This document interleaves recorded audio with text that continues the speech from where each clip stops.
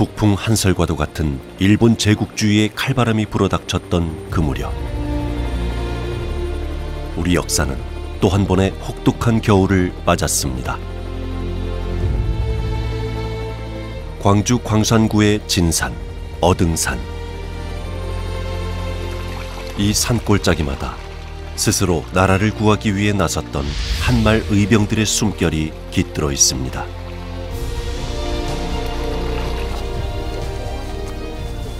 역사의 숲을 헤치고 100년이 넘는 세월을 되짚어가는 길. 광주의 역사 교사들이 그동안 잘 알려지지 않았던 한말 어등산 의병들의 발자취를 찾아 나섰습니다. 의병들이 어떤 길로 다녔을까, 이런 길들도 한번 쭉 찾아보면서, 그래서 이제 나중에 학생들한테 의병들이 이렇게 싸웠다, 이런 곳에서 이런 것들을 좀 알려주고 싶습니다. 역사 저편에서 가리워져 있던 어등산 의병들의 흔적이 드러나기 시작한 것은 2008년.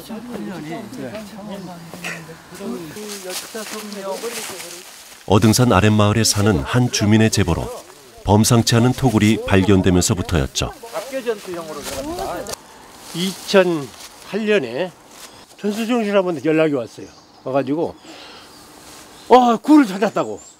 한말 최대 의병 항쟁지가 우리 고장. 이때 발견된 토굴은 인근 마을에 전설처럼 전해지던 한 의병장의 부대가 잠시 피신해 있었던 은신처로 밝혀졌습니다.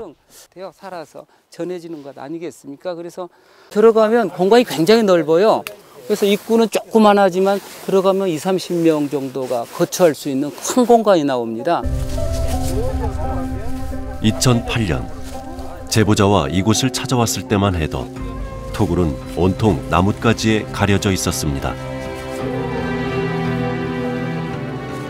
한 사람이 겨우 들어갈 수 있을 만큼 좁은 토굴의 입구. 하지만 안으로 들어가면 10여 미터가 이어지는 제법 널찍한 석굴이 나타납니다. 머리 조심해. 자, 굉장히 넓어요, 안에가 엄청 넓어. 길이로 한 7-8m, 넓이로 한 1.5m, 2m 정도 되니까 이렇게 생각보다 넓게 파고 들어갔고, 그리고 이렇게 위에도 충분히 저희가 앉아 있는데요. 그 석굴인데요. 그 벽면을 보고 천장을 보니까 이 의병들이 들어와서 좀 더 이렇게 팠던 그런 어떤 것이 아니었는가, 그런 생각이 좀 듭니다. 마치 굴속처럼 암울했던 당시 나라의 운명. 이 척박한 굴에 몸을 의탁해야 했던 의병들의 처지 또한 암담했습니다. 그러나 스스로 의병이 된 그들은 자신들이 위태로운 나라의 마지막 보루임을 잘 알고 있었습니다.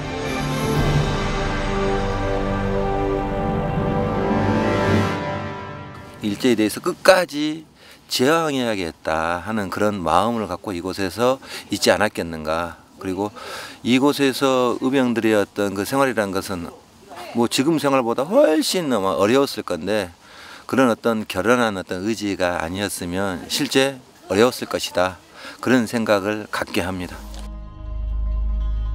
때는 바야흐로 1908년 4월 25일.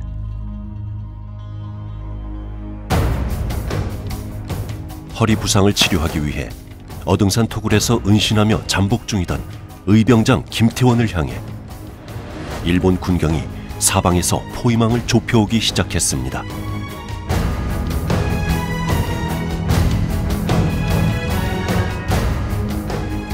짙은 안개를 이용해 김태원 장군은 부대원 일부를 먼저 피신시켰습니다.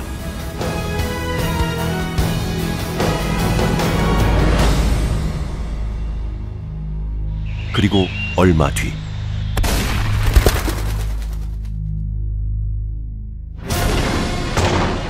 제2특설순사대라는 별도의 부대까지 편성해 진압에 나선 일제.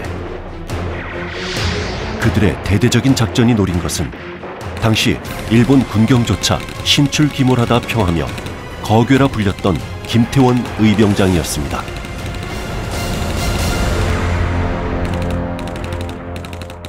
진압해야 됐던 일제 입장에서 보면 부대가 매우 셌다든가 강했다든가 뭐 이런 부대의 장들을 뭐 의병장들을 수계 또는 거기라고 부르지 않았을까.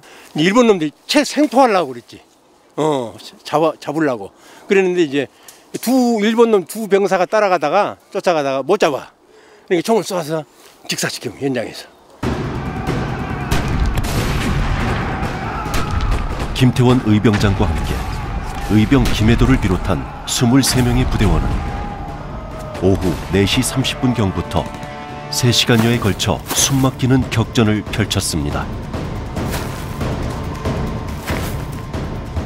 은신처였던 어등산 토굴 인근에서 추격을 당하던 의병장 김태원. 그를 잡기 위해 혈안이 되어 있던 일본의 총구에 포착되고 말았습니다.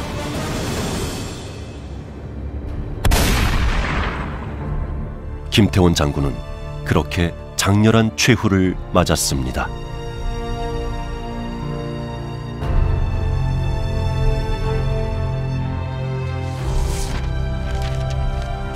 일본 제2특설순사대는 이날 어등산 전투에 대한 보고를 아주 상세한 기록으로 남겼는데요. 그 기록에 따르면 순국 당시 김태원의 옷차림은 선비였으나 소지품은 장군의 면모를 보여주고 있었습니다.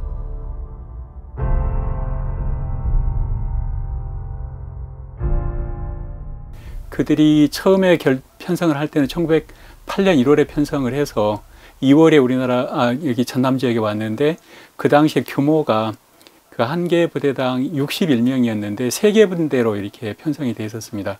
근데 2월에 와서 4월 하순에 그 김태원 의병장과 그리고 그 동생인 김유루 병장까지 그 어떻게 보면 체포하려다가 안 되니까 이제 결국에는 순국한 셈인데 총살한 셈이죠. 그래서 어찌 보면 2달밖에 안 걸렸지만 이들은 그 이후에 1908년 10월까지 계속 활동을 하고 있는 것은 그 김태원 의병 부대에서 활동했던 분들이 계속 또 의병을 하거든요.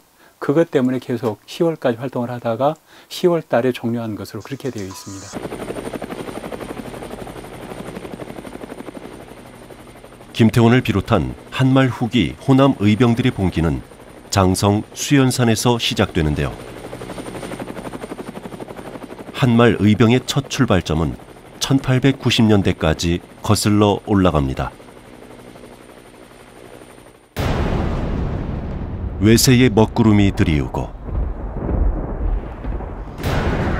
일제의 칼날에 명성왕후가 처참하게 시해되던 해,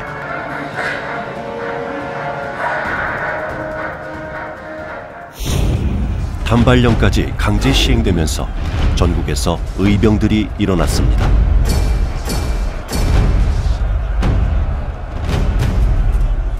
을사늑약이 체결되면서 국권을 빼앗길 위기에 처하자 의병은 더 확대되고 더 격렬하게 저항하기 시작했습니다.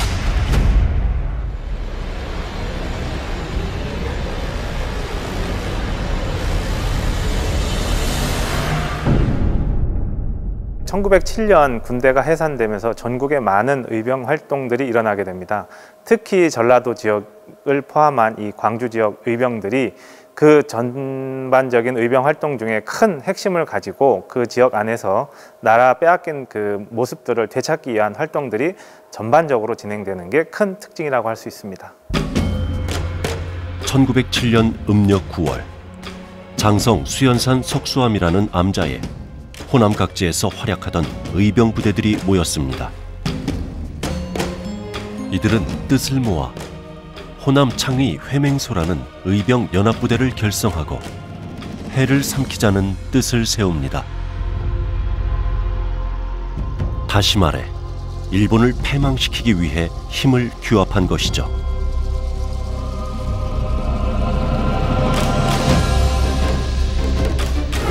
수장인 기삼년 의병장을 중심으로 연합지휘부를 조직한 호남 창의 회맹소. 이들이 기세를 떨치면서 호남은 한말 의병 전쟁을 주도하게 됩니다.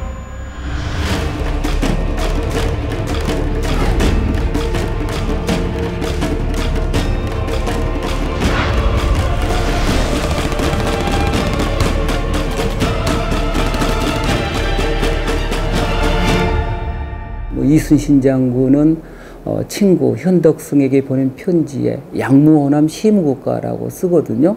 만약 호남이 없으면 국가가 없었을 것이다. 뭐 이는 호남이 가장 중요한 땅이니 지켜져야 한다는 의미이기도 하지만 호남이 임난 극복에 가장 큰 공이 있었던 지역이라고 하는 것을 얘기하는 것이거든요. 뭐 실제로 최대 의병 항쟁지가 호남이었습니다. 나주에서 김천일 의병장, 강주에서 고경명, 그리고 두 아들인 고종우, 고인우, 그리고 뭐 강주의 의병 총사령관이었던 김덕령, 화순의 척행여 등 우리 지역은 임진왜란 때 최대 의병 항쟁지였습니다.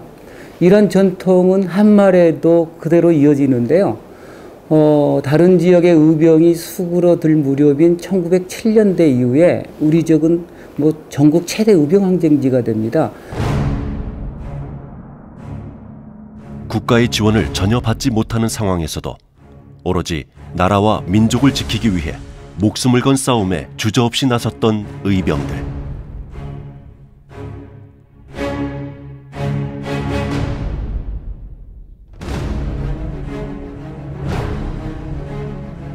하지만 최신식 무기로 무장한 일본군에 비하면 우리 의병들의 전력은 초라하기 그지없었습니다. 일본의 경우에는 그 당시 무라다식이라 해가지고 굉장히 연발도 가능하고 유효 사거리도 250m 이상 되는 그야말로 신식 총이었습니다. 그런데 우리가 갖고 있는 의병들이 가지고 싸웠던 총은 화승총이라는 건데 그건 신비식이어서 유효 사거리가 약 20m 정도밖에 되지 않습니다. 그래서 실제 그 싸움에서는 결과로만 본다면 일제의 군경이 1명 죽으면 의병은 130명 정도가 전사하게 될 정도로 굉장히 큰 열세였죠. 후손들에게만은 이토록 평화로운 세상을 물려주고 싶었기 때문일까요? 열세에도 불구하고 의병에 투신하는 행렬은 끊이지 않았습니다. 그렇게 이어진 역사의 길. 의병장들과 관련된 길이 10개가 있어. 임진왜란 의병과 관련된 게 5개, 한말 의병과 관련된 게 5개. 그 중에 이제 가장 중심되는 게 바로 이 김태원 의병장을 기리는 죽봉로야. 자, 저기가 죽봉대로라고 쓰여 있죠? 네. 여기가 바로 죽봉대로의 시작이에요. 멀리 어등산을 바라보며 서 있는 동상. 차렷! 자, 공격 시작! 어떤 무기보다 강했을 당시 의병들의 신념과 의지가 전해지는 듯합니다.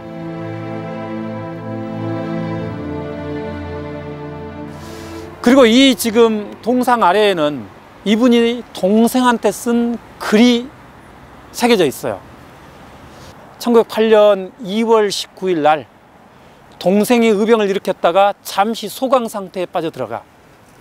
그러니까 동생을 다시 재촉을 하는 거야. 전쟁은 죽으려고 하는 것이지 내가 살기 위해서 하는 게 아니다.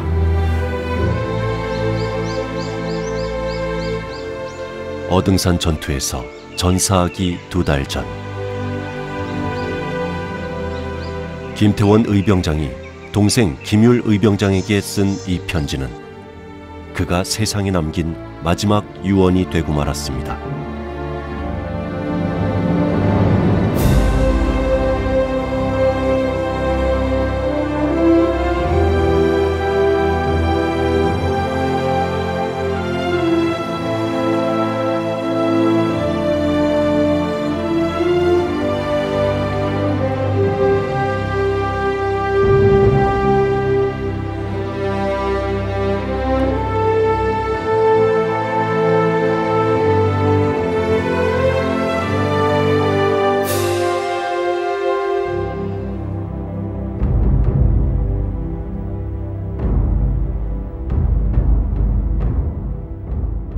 김태원 의병장이 동생 김율한테 썼던 글을 보면은 김태원 의병장이 어떻게 우리가 살아야 될 것인가를 그대로 보여줍니다.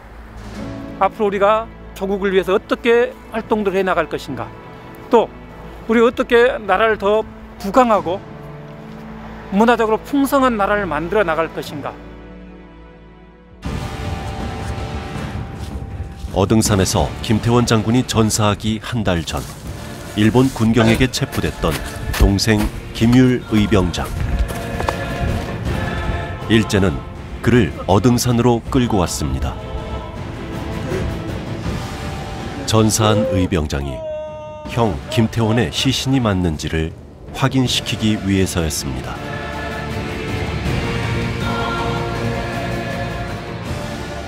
그리고 모진 고문을 견디며 지켰던 형의 죽음 앞에 오열하는 동생을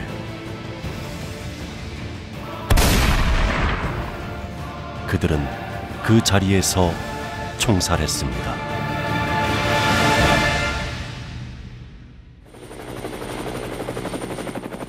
(1907년부터) 약 3년 동안 호남 의병들의 전략적 요충지이자 격전지였던 어등산. 의병들은 왜 어등산을 근거지로 삼았을까요? 그 어등산이 있는 지리적 위치가 굉장히 교묘한 지역입니다. 장성, 광주, 나주, 한평 이게 겹치는 지역이거든요.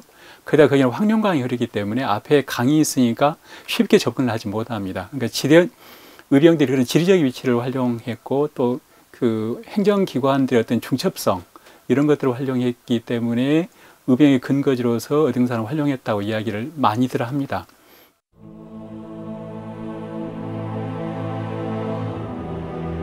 해발 338m 높이의 어등산은 그리 높지도 아주 낮지도 않은 비산비하의 산입니다. 하지만 산등성이 길어 골짜기가 굽이굽이 이어지는 어등산. 발길 닿는 곳마다 수많은 의병들의 처절했던 삶과 죽음의 역사가 새겨져 있습니다.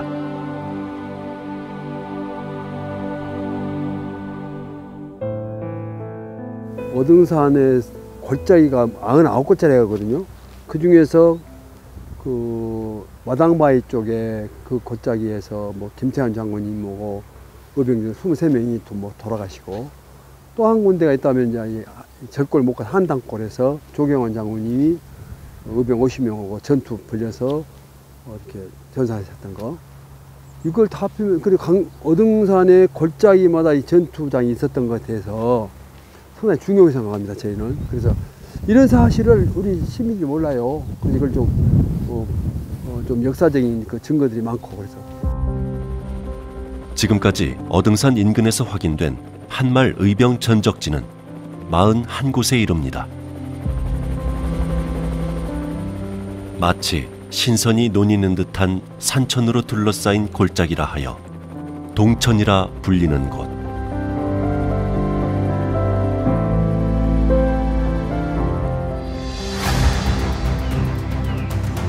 어등산 자락의 3대 동천 중 한 곳인 대명동천 깊숙이 자리 잡은 나주 오시의 제각은 전해산 의병부대가 자주 주둔했던 전적지 중 한 곳입니다.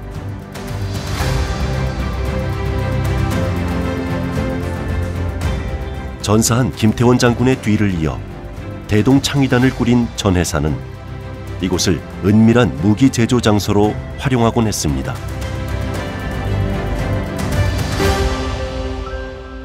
어찌 보면 기사면의 호남창의 회맹소에서 다음에 김태원 의병부대로 그리고 김태원 의병부대가 전해산 의병부대로 계승됐다고 그렇게 이야기할 수 있습니다.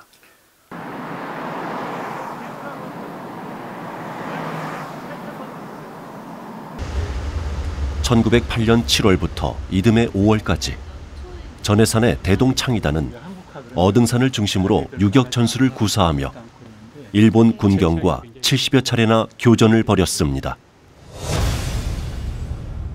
그 치열했던 전투를 전해사는 진중일기에 생생하게 기록했습니다.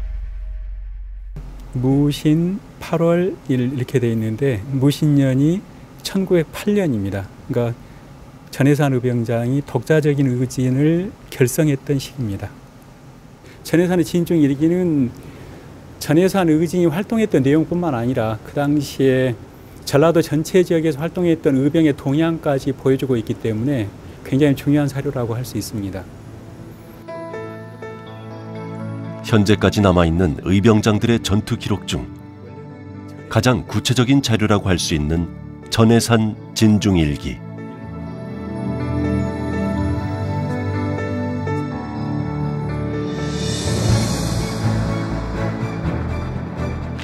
어등산 자락에서 머물며 황과 납을 구해 화약과 탄환을 만들고 작전을 수행했던 일들도 확인할 수 있습니다.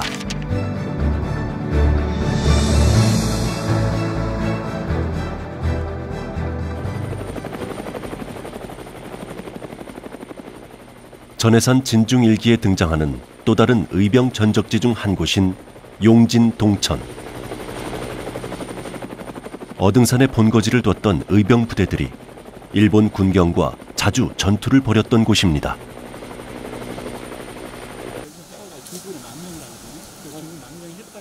한때 이 골짜기에는 총성 대신 글 읽는 소리가 가득했는데요. 명망 높은 유학자였던 오준선 선생이 나라가 위태로워지자 인재를 키우고자 이곳 용진 정사를 지었던 것입니다. 요청을 받을 정도로 대단한 분이었습니다. 후석 오준선 선생의 제자로서 의병장이 된 분은 두 분이 있습니다. 첫 번째 인물이 바로 죽파 오성술 의병장인데 그분도 여기 본양 출신입니다. 그래서 후석 오준선 선생의 그런 사상을 이어받아서 전해산 그리고 김준 의병장과 함께 의병을 했던 분들이고요. 용진 정사에 머물며 18살 때부터 본격적으로 한학을 배웠던 오성술.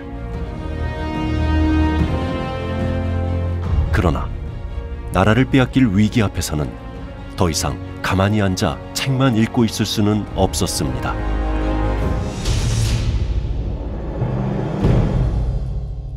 어등산 인근의 용진산을 근거지로 오성술은 일명 오참봉 의병부대를 일으켰습니다. 그의 부친은 전답을 팔아 군자금을 마련해 주었습니다.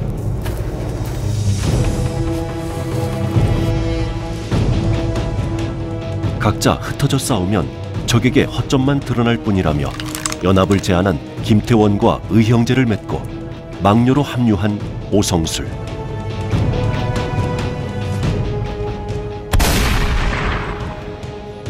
일본 군경을 격파하며 많은 전투를 승리로 이끌었던 그는 1910년 26의 나이로 순국하기까지 맹활약했습니다.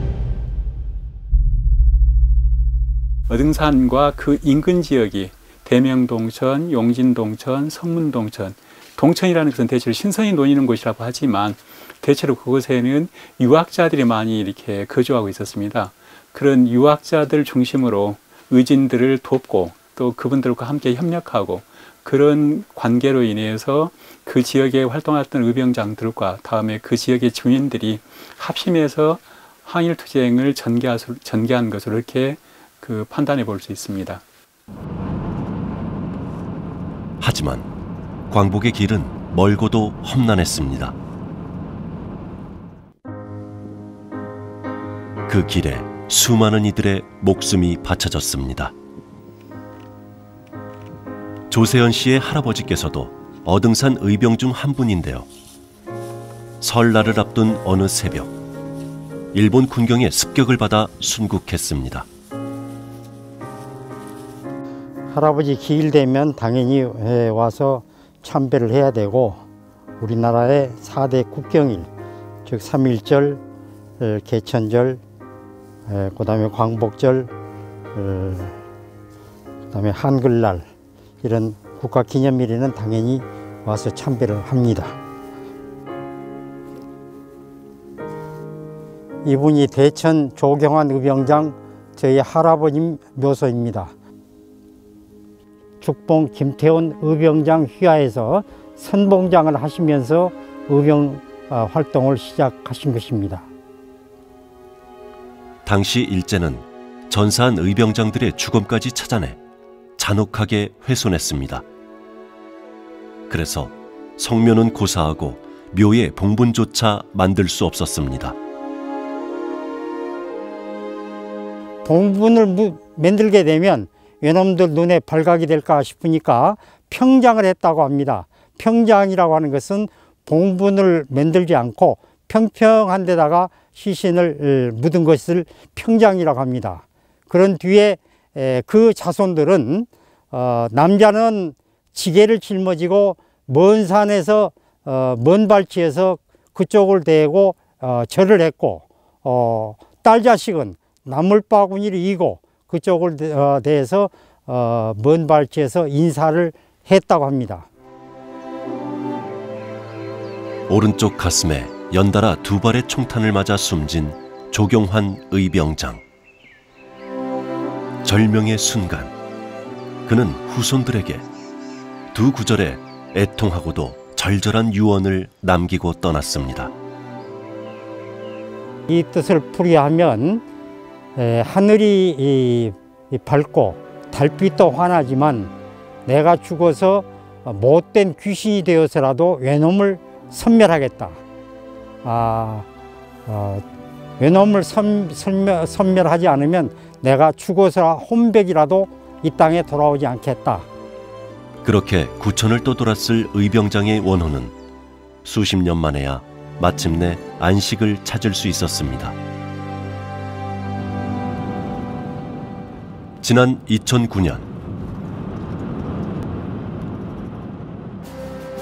한국토지박물관은 일본의 한 경매에서 한말 의병 역사에 매우 귀중한 사료를 입수했습니다. 책으로 14권, 2000여 쪽에 달하는 방대한 기록물. 그것은 뼈아픈 역사를 담고 있었습니다. 1907년부터 1909년까지 한일 강제 병합 이전에 일본이 한국을 침범하려 할 때 일본 제국주의에 저항하던 우리나라 의병들을 토벌하기 위해 파견된 일본 보병 14연대가 약 2년 6개월 동안 작성한 전투작전 일지입니다. 일본에게는 승전의 기록이겠지만 우리에게는 처참한 의병 탄압의 증거. 조경환을 비롯해 한말 호남 의병을 진압하기 위한 그들의 전술은 치밀하고도 잔인했습니다. 이 일본군들이 2시간 동안 그 조 의병장을 잡기 위해서 소모한 탄환의 수가 나옵니다. 그래서 그 사모탄, 즉 소모한 탄환인데요, 996발 이렇게 기록이 되어 있고 일본군 자신들의 손실이나 손해는 나시, 전혀 없음이라고 기록되어 있습니다. 바위에 계란을 던지는 그런 싸움을 하게 되면 결국에는 자신들이 목숨을 잃고 죽게 될 것을 알매도 불구하고 의병들은 다음날 계속해서 싸우게 됩니다. 그들이 사랑했던 조국, 사랑했던 가족들을 지키기 위해서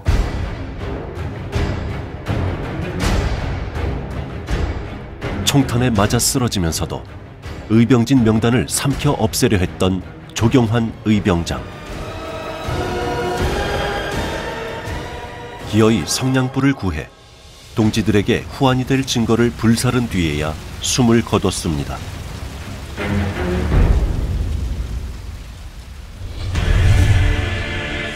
가장 격렬하게 일본에 저항했던 호남 의병. 1909년 일본은 진압작전에 돌입했습니다. 남한 폭도 대토벌 작전이었습니다.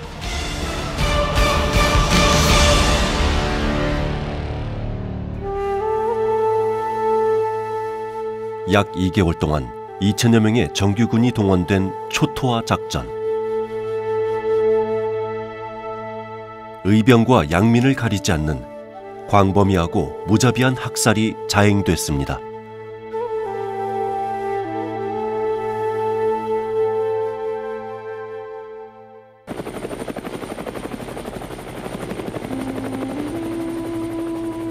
그해 겨울, 토벌의 그물을 피하지 못하고 체포된 어등산 의병장 전해사는 황룡 강가에서 끌려가며 그 비통함을 한 편의 시로 남겼습니다.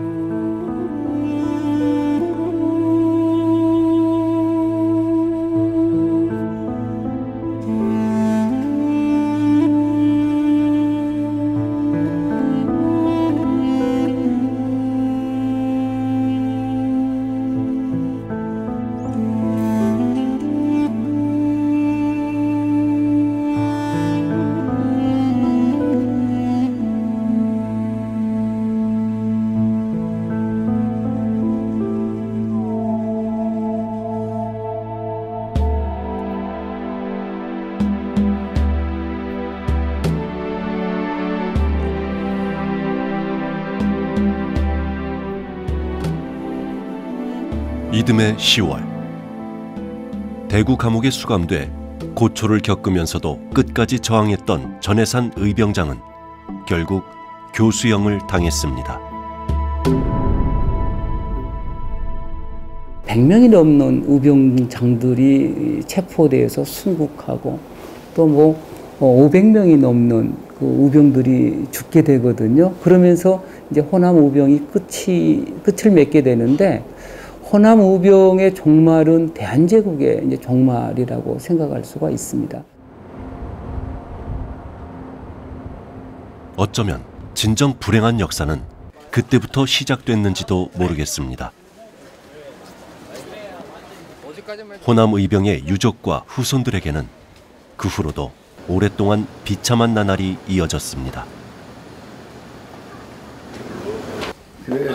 형님입니까? 오랜만이야. 아이고, 날씨가 좋으신데 이거 고생 수고 많으셨습니다. 네네. 제가 가시죠. 네. 네. 앉으시다. 어린 시절 단보찜을 싸들고 타향을 떠돌아야 했던 형제의 가족은 의병의 후손임을 숨겨야 했습니다. 가방 꺼내서. 우리가 그 당시 자라온 과정을 생각하면 피눈물이 나요. 왜? 집도절도 없이 이곳저곳 전전하면서 말이야. 어머님이 우리 두 아이 데리고 참 기가 막히게 살아나왔습니다. 다 얘기할 수가 없죠. 이들의 할아버지 두 분이 바로 형제 의병장으로 잘 알려진 김원국, 김원범. 할아버지가 두 분의 행적은 일본의 기록에만 폭도로 남아 있었습니다. 이제 김원범과 그 조카인 김인조, 양명이 두 사람이 일본 헌병대에 피살 돼야 딱 강주 수비대 젊은 헌병대에서 그 이제 주조 중에 본인이 네 형이 지금 어디 있느냐 이런 문초를 심하게 하니까 거기에 이기지 못하고 이 혀를 물고서 무릎으로 쳐가지고 혀가 동방이 났습니다. 그래서 그 동방이 나서 추조가 안 되니까 재판에도 올리지도 않고 강주의 그 애각지대에 삼동교라고 있어요. 다리. 그 밑에 모래사장에서 처형을 해버렸습니다. 총살 처형을. 폭도라는 이름으로 처형된 선조의 죽음 앞에 오랜 세월 마음껏 슬퍼할 수조차 없었는데요. 얼굴도 몰랐던 할아버지들을 보게 된 건 1980년대 한 신문에 실린 사진에서였습니다. 처형 전날에 이제 이게 촬영했던 겁니다. 처형 직전에 네, 그래서 이거 이제 수의복을 입혀가지고 이놈들이 말이죠. 일본에다가 자기 본국에다가 이렇게 처형했다고 하기 위해서 했다는 걸 보고하기 위해서 한 거예요. 물론이지. 그놈들이가 나라를 위해 목숨을 바쳤지만 가족에게마저 지워진 얼굴이 되어야 했던 서글픈 역사. 후손들은 일본군이 찍은 소위 폭도의 사진을 오려 뒤늦게 의병장 할아버지 두 분의 영정을 만들어야 했습니다. 김원국 의병대장이시고 형 되시고 여기는 동생 김원범 의병대장입니다. 두 형제죠. 네, 할아버님, 내가 못나서 용기가 없어서 할아버님 원수를 못 갚았습니다. 언젠가는 이 세상에서 못 갚으면 저 세상에 가서라도 갚아야 안 되겠습니까? 할아버님, 고이 하늘나라에서 잘 계십시오. 죄송합니다, 할아버님.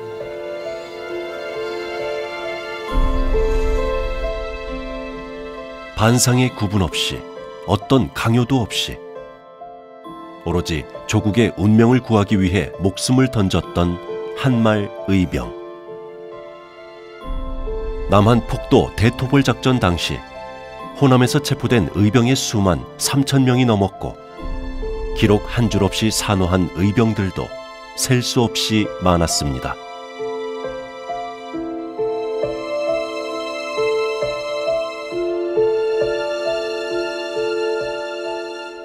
우리가 아는 것은 몇몇 의병장의 이름밖에 알지를 못합니다. 그러나 그 의병장 밑에서 목숨을 걸고 싸웠던 수십, 수백, 수천의 의병들의 활동을 우리가 기억하지 않으면 안 된다고 생각을 합니다. 기록에 남지 않는, 이름을 남기지 않는 하층 의병들의 활동을 또 기억해 줄 때 의병의 역사가 완성되지 않을까, 그런 생각을 해봅니다.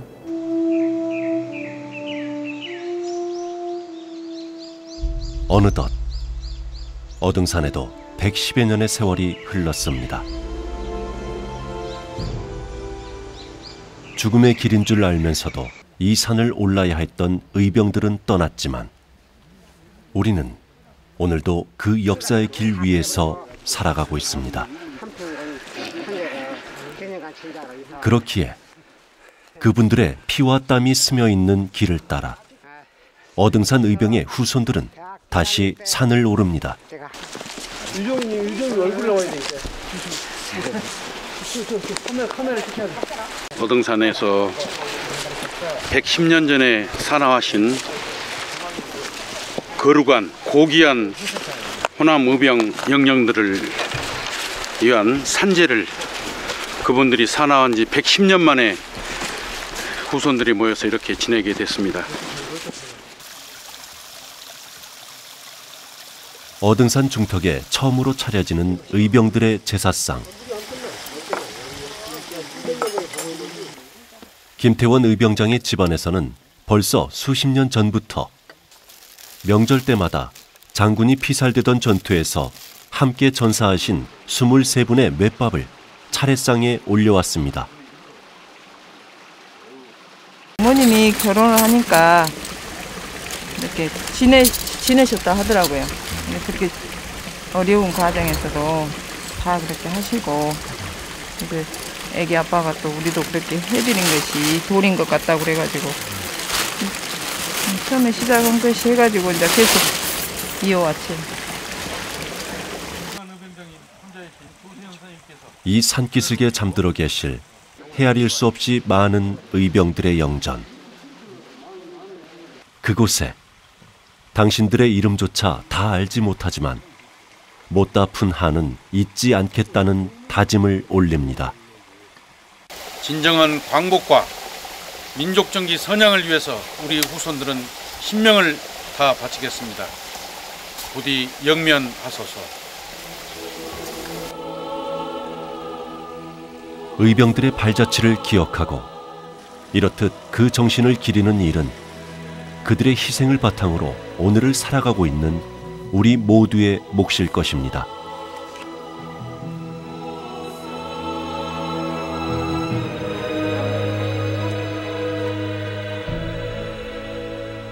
이름 없는 우리 의병들이 이 골짜기마다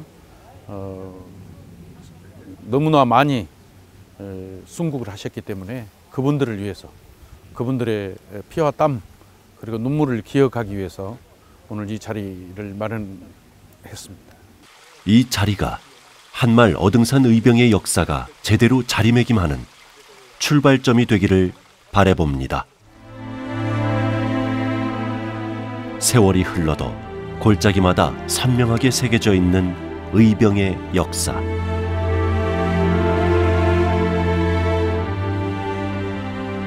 그것은 어느덧 역사를 넘어 정신으로 우리의 삶 속에 뿌리 내리고 있습니다.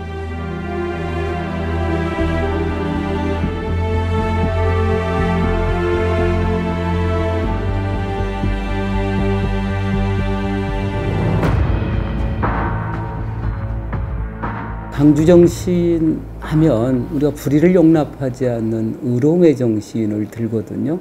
근데 이런 의로움의 정신이 어느 날 갑자기 하루아침에 만들어지는 것은 아니고요. 임진왜란 때 의병활동부터 시작을 해서 한마루 의병 동학농민운동을 거치면서 광주민주화운동까지 이어지는 게 아니겠어요? 이러한 자산들은 자랑스러운 남도인들의 자긍심이고 우리 시대가 지향해야 될 어떤 보편적인 가치인 평화라든가 우리 인권이라든가 우리만이 갖고 있는 통일이라든가 나눔이라든가 배려의 정신으로 확산됐으면 좋겠다.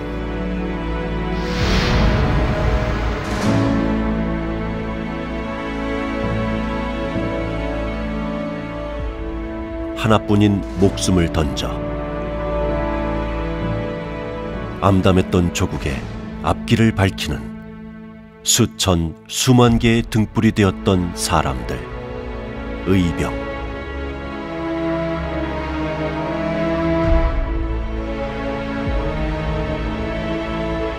이들은 결코 되풀이 되어서는 안 될 처절한 역사의 증언자이자 이 나라의 영원한 수호자가 되었습니다.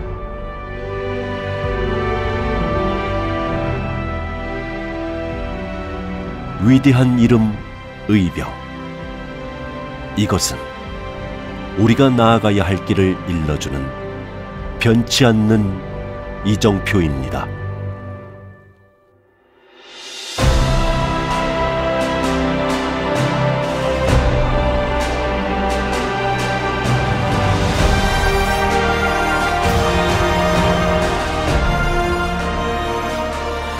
대한